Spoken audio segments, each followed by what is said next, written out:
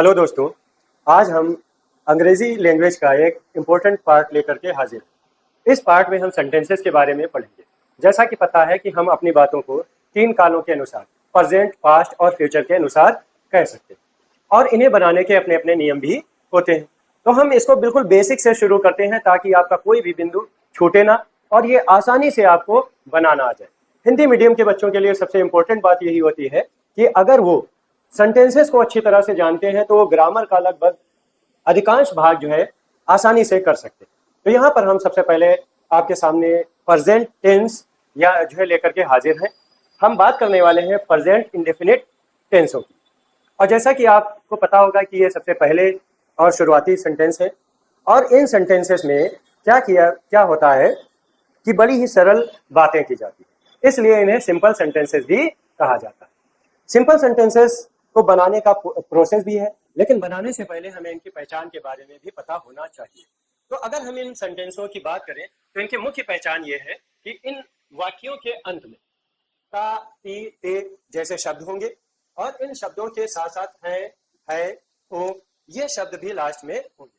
साथ ही साथ एक बात और आपको पता चलेगी कि इन वाक्यों को पढ़ते ही आपको ये पता भी चल जाएगा कि जो कार्य है वो वर्तमान काल में हो रहा है, यानी कि मौजूदा वक्त में काम को किया जा रहा है, प्रेजेंट टाइम में काम को पूरा किया जा रहा है। अब इसका पैटर्न भी होता है।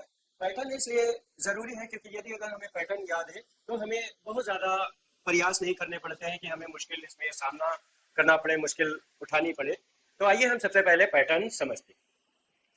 पैटर्न समझने से पहले थोड़ी सी एक बात कर लेते हैं। देखिए, किसी भी सेंटेंस को पूरा करने के लिए मेनली तीन चीजों की जरूरत है। एक सब्जेक्ट, हिंदी में इसे कर्ता कहते हैं। कर्ता मतलब जो काम को कर रहे हैं। दूसरी बात मेन वर्ब, यानी कि कर्ता अगर कोई काम कर रहा है तो वो किस काम को कर रहा है, जैसे हंसना, बोलना, खेलना, दौड़ना, ये सब काम। इसी तरह से ऑब्जेक्ट, ऑब्जेक्ट भी सेंटेंस के काम से रिलेटेड होता है और इस ऑब्जेक्ट का होना, ज्ञान होना जरूरी। तो सबसे पहले हम किसी सेंटेंस को बनाते समय इन तीन बातों का जरूर ख्याल रखेंगे कि उसका सब्जेक्ट क्या है, उसकी मेन वर्ब क्या है और उसका ऑब्जेक्ट क्या है। अब इसके पैटर्न पर चलते हैं। तो पैटर्न की अगर हम बात करें तो सबसे पहले जो भी सेंटेंस हमें हिंदी में दिया गया होगा, जो भी वाक्य दिया गया होगा, उसका हमें सब्जेक्ट जो है उसकी अंग्रेजी लिखनी। फिर उसके बाद मेन वर्ब यानी कि मुख्य क्रिया लगानी है।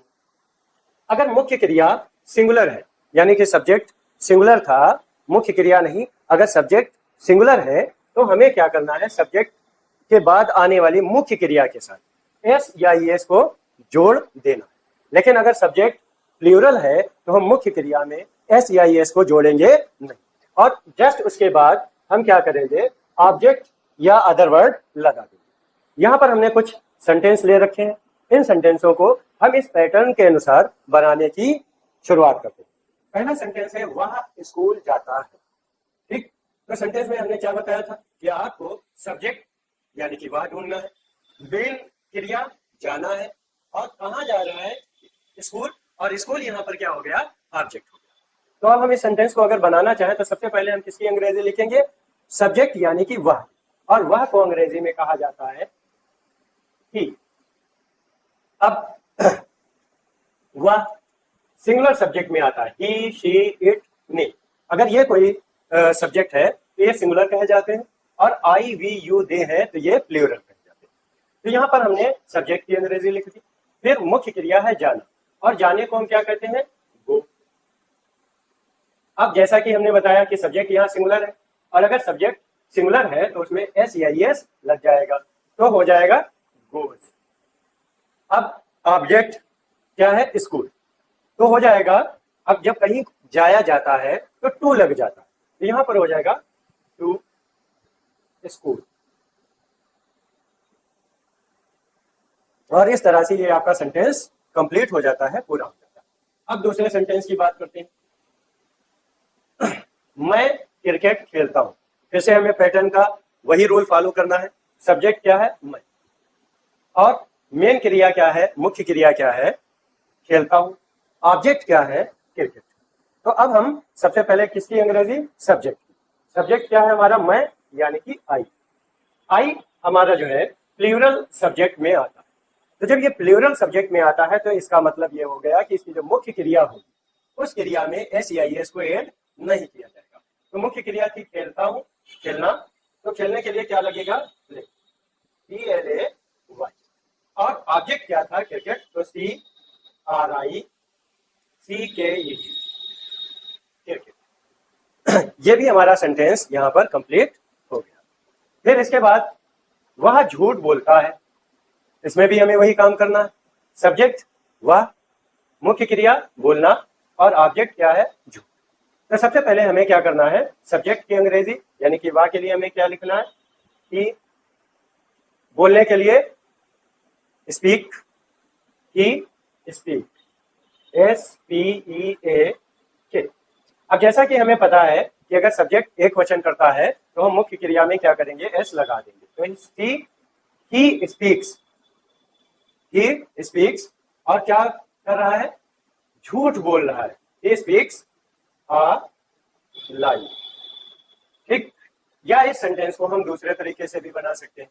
इस सेंटेंस को स्पीक की जगह पर हम टेल भी लगा सकते हैं। तो ही TELL, और सिंगुलर सब्जेक्ट था तो S और A, लाई, LIE। इस तरह से हम इस सेंटेंस को भी क्या कर सकते हैं, बना सकते हैं, और इस सेंटेंस को दोनों तरीके से फॉलो भी कर सकते हैं। तो इस तरह से ये हमारा सेंटेंस जो है कंप्लीट हो जाता है। अगर हम इन बेसिक बातों का ख्याल रखते हैं तो प्रेजेंट के हम कोई भी सेंटेंस आसानी से बना सकते हैं। और इनमें हमें मुख्य बात क्या ध्यान रखनी, कि हमें सब्जेक्ट, मेन वर्ब और ऑब्जेक्ट का ज्ञान होना जरूरी। मिलते हैं इसी तरह के अगली कड़ी के वीडियो में, जिसमें हम प्रेजेंट इंडेफिनिट टेंस के आगे यानी कि प्रेजेंट इंडेफिनिट के निगेटिव और इंट्रोगेटिव सेंटेंसेस की बात करेंगे। फिर उससे आगे के पैटर्न पर भी चलें। धन्यवाद।